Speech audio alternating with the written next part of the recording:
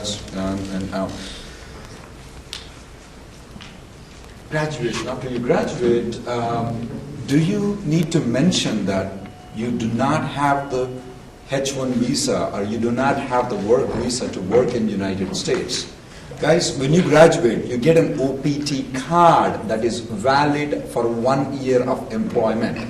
So you do not have to tell the employer that you don't have a work visa. You already have a work card, which allows you to work for any company in the relevant field for which you graduated. We do not recommend that. That you tell that you don't have employment authorization. If you're getting multiple job offers, though, right now the demand for the maths and science is so high, you guys are getting a lot of offers, then I would recommend that you ask them, are you going to apply for my H-1B at a later date? Because after 12 months, you will not be employed with the same company if they are not going to sponsor your H-1B. The other question that you might want to ask is, what Emily has pointed out is that you get 12 months of OPT period to work in United States. And if you graduated in any of the math or science or engineering field, you could extend that OPT period for 17 more months. And under certain limited circumstances, you might probably be able to use the cap gap, so that will allow you approximately to work about 35 months in United States. But you need to plan your timing so perfectly to use all those things. If you don't use the 17 months, it's going to be void, and you will not be able to continue to work after your 12 months of OPT is over. So you might want to check whether the company is E-verified. As a general rule, all Fortune 500 companies are not E-verified companies. They don't. Most of the major companies are not E-verified companies. But the consulting companies that, including Lucid Technologies and other consulting companies, are E-verified companies because they want to really hire the master's graduate. So they use the E-verified. You can check with them when you apply, when you have multiple job offers. Are you E-verified? Because that will allow you to work for more than 30 months in the United States. And you can check with them that whether they are going to apply your H-1B at a later date. Especially nowadays, the demand is very high. Since you're getting multiple offers, yes, please ask that question. Do you need to consider about green card while you're a student? You probably already know that it's taking a long time for you to get the green card nowadays. Not many students are that much interested in it. But I really want to point out your interest in this and would like to guide you properly so that you will get the green card if you would organize yourself and time yourself and choose your options in a much better fashion than the normally how the trend is going on. For me to tell you how the dates and the numbers work, I want to explain some small things. You probably already know that the green card is taking 4, 10, 1 year. It's all confusion. How come it's taking 10 years? It's taking 1 year. Now they are all categorized into many different employment-based categories. Now I will tell you what timing it will take. For example, I'll tell you, if you are in EB3 category, it's going to take about 50 years for you to get the green card if you are an Indian national. If you are an EB1 category, you will get the green card in 6 months. If you're an EB2, if you're an Indian national, it's going to take about 3 to 4 years at this point of time. So if you calculate it very carefully though, you might want to get into the EB2 or EB1 category. EB1 is if you're an Oscar award winner, Nobel Prize.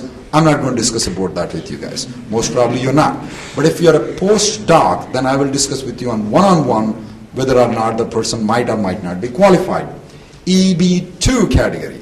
Yes, this is where you guys have to qualify into. It's called a master's degree. It requires master's degree or bachelor's plus 5 years experience. Now, the problem here is that you work for some bigger companies, Fortune 500 companies or other companies. Now, it is not what you have that will qualify the position into EB2 or EB3. It is what the position requires and whether or not you have that particular qualifications. So you might have a master's degree, but your employer might not require master's degree. That position won't qualify into the EB2 category. Now, here is the thing though. Look at it very carefully here. June 2005, EB3 category for Indian nationals is June 1st, 2002. October 2011, the EB2 category is July 2002. Wow, it improved 1.5 months in 5 to 6 years, in a 6-year period. For 2000, now the day you file the labor certification, you get the priority date. That sets your date. In other words, you are in line to get the green card. So if you are in line to get the green card, if you file an EB3 application right now, it's going to take 50 years for you to get the green card. Well, the mathematical calculation says that it's not 50 years, it's going to be 100 plus years. But there is something called people are going to die in between. So it's going to be only 50 years for you to get the green card though. Now if you consider the same thing under EB2 category, if you look into it, it moved from past 6 months, from April 2011 to October 2011, it moved from May 2006 to July 2007. And it is expected, based on the calculations that we have, it is going to move very fast. So you might get a green card within 2.5 years. So in other words, once you graduate, if you plan properly and you apply the green card earlier in the EB2 category, you might actually do not need at all. You might not need a H-1B at all. You can directly go from OPT, STEM extension to green card without going to the H-1B. Now, how do we do that? What do we have to do to get into EB2? Now, one differentiation I have to tell you is that this EB2, what I'm speaking about, backlogged for 3 or 4 years, is only for Indian nationals. If there are not Indian nationals, it's all current for them except for the Chinese nationals. And while we thought that Martin Luther King said after that there is no discrimination, well, there is a discrimination here. Particularly Indians are being discriminated here because if you are from a Pakistan country, then the priority date for them is current and for us it's 4 years backlog. I don't know, for some reason they don't like Indians. There is a lot of calculation in that how Indians are being pushed back into the EB3 and EB2 category, and probably Chinese also fall into the same category too. But their backlog is the same as ours. Now, so if they're not Indians, then the category, that's current. Now, how do we achieve the EB2? Now, we can't change the place where we are born at. You know, we are Indians, so it's going to be, we can't change that. With regards to getting into, how do we get to EB2 is, you need to pick and choose the companies. Normally, the major companies, the big companies, do not file labor certifications and green cards under EB2. There are some companies that do file. For example, Oracle does file under EB2, but most of the other companies do not file under EB2. The small consulting companies, whether it's Lucid Jobs or the other companies that we represent, they do file under EB2 because for them the minimum standard to hire is master's degree.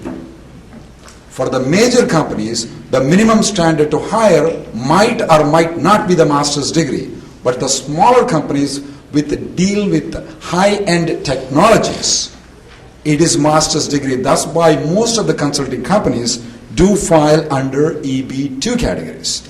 Now here is where you make a distinct choice. When you have two options there, I know it's not going to be a very luxurious job. There are some sacrifices you got to do to go to the consulting companies on a long-term basis.